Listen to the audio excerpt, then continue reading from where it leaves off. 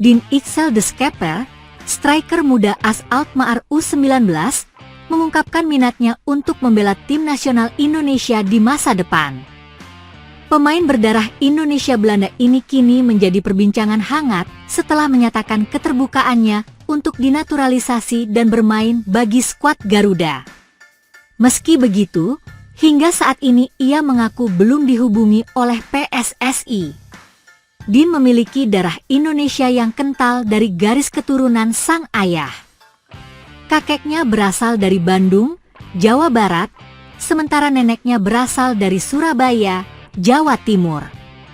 Latar belakang ini membuat Dean merasa memiliki ikatan emosional yang kuat dengan Indonesia, meskipun lahir dan besar di Belanda. Saya sangat bangga dengan warisan budaya saya. Indonesia selalu menjadi bagian dari cerita keluarga saya, ungkapnya dalam sebuah wawancara.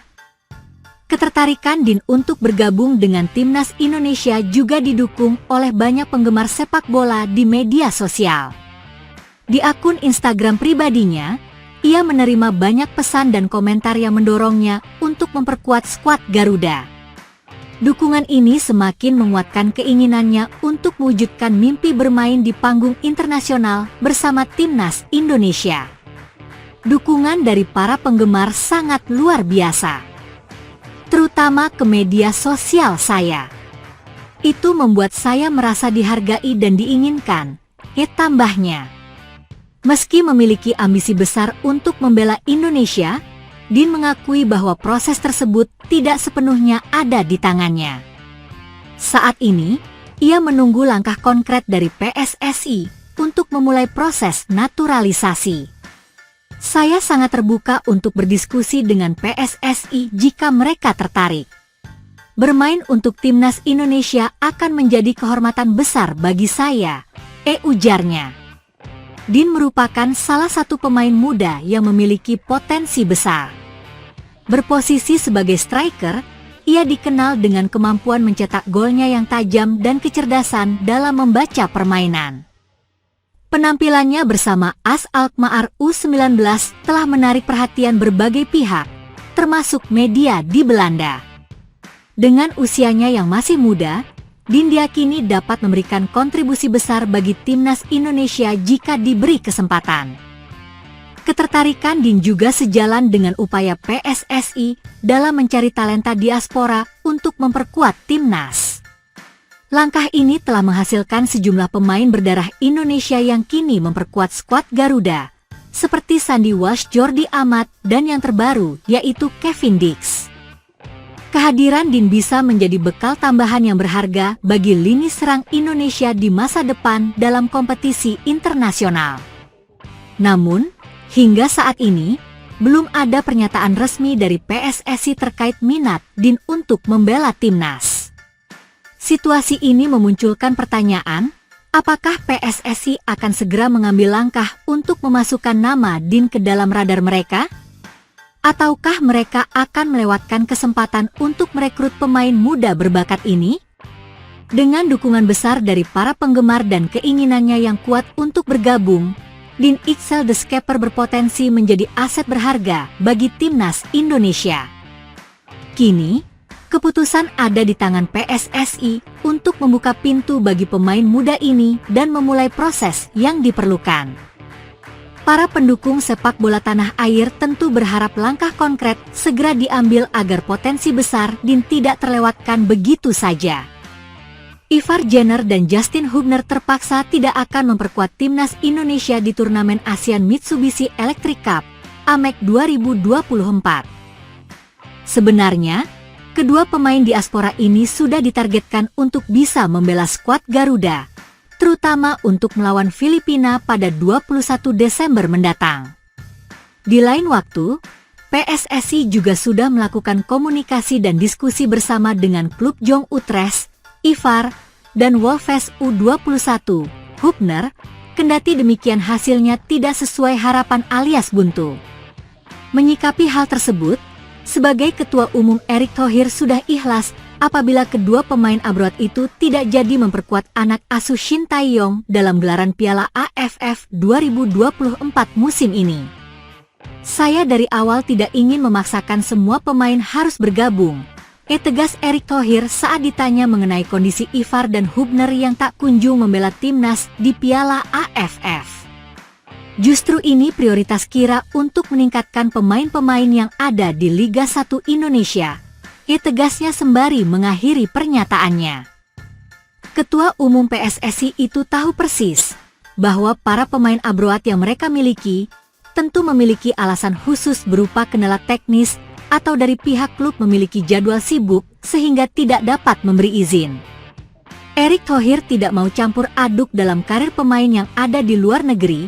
Dia juga tahu bahwa para pemain abroad punya jadwal padat sehingga rentan berisiko kena cedera. Kami di ASEAN Cup 2024 ingin fokus dengan pemain muda. Saya harap apapun yang sudah kami janjikan program semuanya harus memiliki komitmen, ujar Erick Thohir.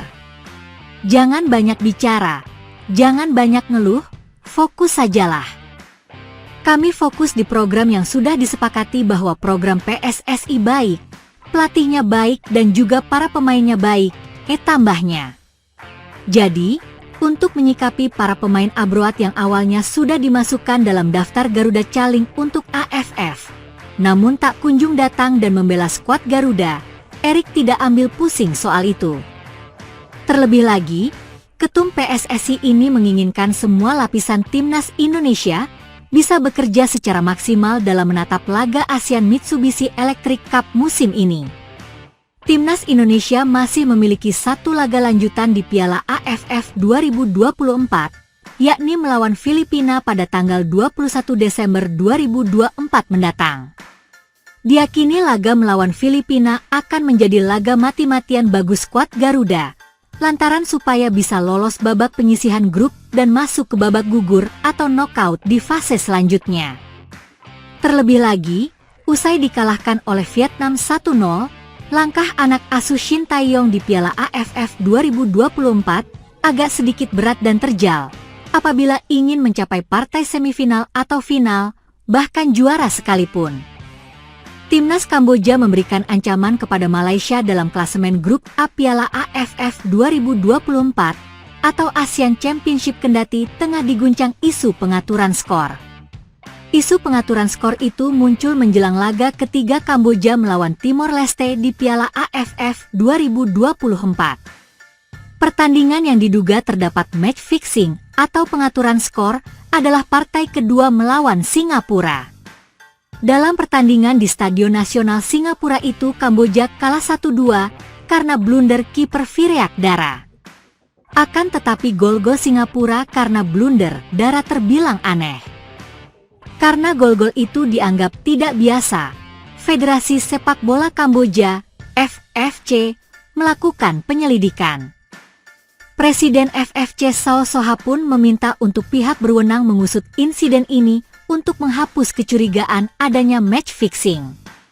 Mengingat insiden yang terjadi dan tampaknya tidak biasa terjadi di pertandingan-pertandingan sebelumnya, maka Federasi Sepak Bola Kamboja bekerja sama dengan pihak berwenang akan melakukan penyelidikan atas kasus ini demi menghapus semua kecurigaan, kata Sao Soha dikutip dari Facebook FFC. Kepada para pejabat dan pemain yang jujur dan tidak terlibat tidak perlu khawatir dengan integritas mereka, kata Sao Soha menambahkan. Saat melawan Timor Leste, Vireak Dara jadi pemain cadangan, giliran Redley Heng jadi starter di bawah Mistar. Kendati diguncang isu pengaturan skor, Kamboja bisa menang 2-1 atas Timor Leste. Gol-gol Kamboja dicetak Sorotana dan Soknet Haf, sedangkan gol Timor Leste dilesakan Joao Pedro. Kemenangan atas Timor Leste membuka peluang Kamboja lolos ke semifinal Piala AFF 2024. Kamboja kini mengoleksi 4 poin dan menempati peringkat ketiga grup A menggusur Malaysia. Kamboja dan Malaysia sama-sama memiliki 4 poin serta menyisakan 1 pertandingan. Pada pertandingan terakhir yang jadi laga penentuan, Kamboja akan melawan Thailand, sedangkan Malaysia bentrok dengan Singapura.